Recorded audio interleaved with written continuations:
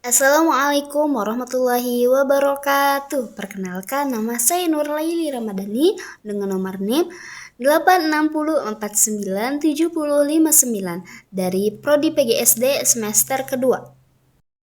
Nah, saya di sini akan melanjutkan tugas yang kedua, yaitu tentang peranan filsafat ilmu di dalam memperkuat ilmu pendidikan, dan akan melanjutkan tugas yang pertama. Selamat menyaksikan. A few moments later.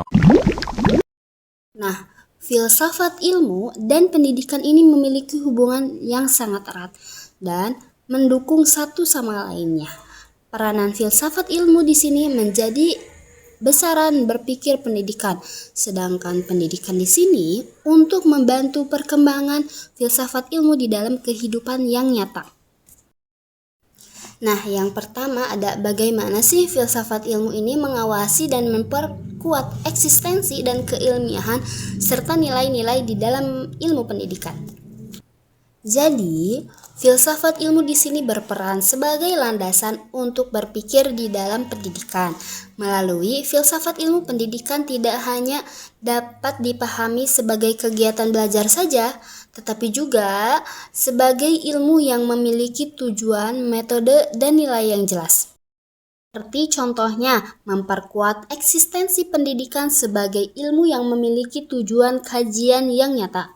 Kedua, menjadikan pendidikan lebih ilmiah melalui penelitian dan metode yang terstruktur. Ketiga, menjadikan nilai-nilai pendidikan agar tidak hanya berfokus kepada pengetahuan saja, tetapi juga kepada moral dan karakter. Nomor 2 ada bagaimana sih pendidikan yang bermakna dan bernilai runtut ini bisa memperkuat perkembangan filsafat ilmu. Pendidikan di sini membantu mengembangkan filsafat ilmu. Jadi, pendidikan yang baik akan melahirkan pemikiran yang bagus serta kritis.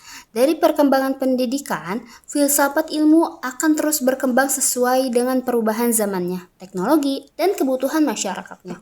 Oleh karena itu, kenapa sih filsafat ilmu dan pendidikan ini bersifat timbal balik? Filsafat ilmu di sini memberikan dasaran-dasaran pendidikan, sedangkan sebaliknya, pendidikan di sini membantu untuk bisa memperkaya perkembangan filsafat ilmu.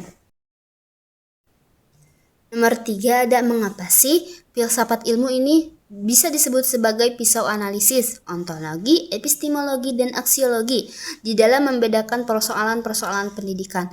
Banyak orang yang bertanya-tanya, kenapa sih harus disebut pisau analisis? Jadi penjelasannya, ilmu disebut sebagai pisau analisis ini karena membantu untuk memahami dan menyelesaikan bagian masalah pendidikan melalui 3 kajian, yaitu ontologi, epistemologi, dan aksiologi. Yang pertama ada ontologi. Ontologi di sini membahas hakikat pendidikan seperti contohnya tujuan. Yang kedua ada epistemologi, ini membahas bagaimana sih caranya untuk memperoleh ilmu, metode, serta penelitian pendidikan. Yang ketiga ada aksiologi. Aksiologi ini membahas tentang nilai-nilai dan manfaat-manfaat pendidikan bagi kehidupan manusia. Yang keempat ada contoh konkret penerapan filsafat ilmu di dalam praktik pendidikan, misalnya di dalam kebijakan kurikulum ataupun proses belajar. 1. Contoh penerapan filsafat ilmu ini dapat dilihat dari kurikulum merdeka. Ini memberi kebebasan kepada murid-murid untuk bisa berkembang sesuai dengan potensinya masing-masing.